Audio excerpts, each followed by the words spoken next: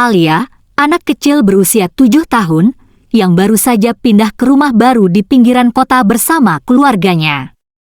Rumah itu dikelilingi oleh hutan yang lebat dan misterius. Suatu hari, saat dirinya sedang bermain di halaman belakang, Alia melihat lorong jalan yang kecil yang tampaknya menuju ke dalam hutan.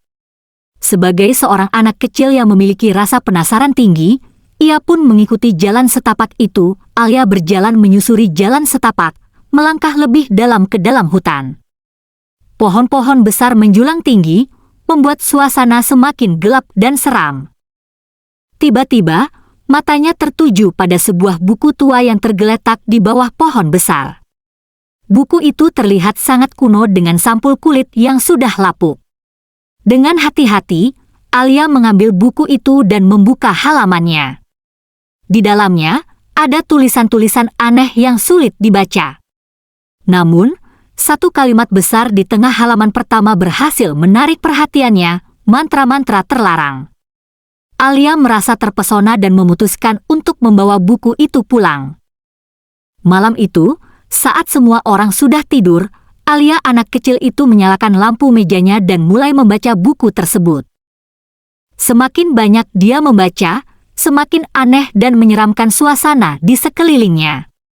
Angin dingin tiba-tiba bertiup melalui jendela yang tertutup, dan bayangan aneh mulai muncul di dinding kamarnya.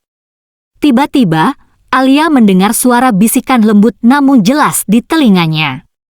"Bacalah mantranya, Alia," suara itu berkata. Dengan tangan gemetar, Alia membuka halaman terakhir yang berisi sebuah mantra. Tanpa sadar, dia mulai membaca mantra itu dengan suara lirih. Begitu dia menyelesaikan mantra tersebut, lampu kamarnya berkedip dan padam. Hawa dingin menyelimuti ruangan, dan bayangan di dinding mulai bergerak dan membentuk sosok yang menyeramkan. Sosok itu perlahan mendekat ke arah Alia. Seketika ia langsung terdiam dan membeku.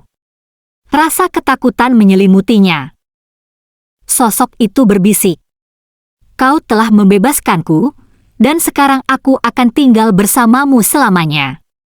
Alia berteriak ketakutan dan mencoba melarikan diri, namun kakinya seolah tertancap di tempat. Sosok itu semakin dekat, dan akhirnya menyatu dengan bayangan Alia di dinding.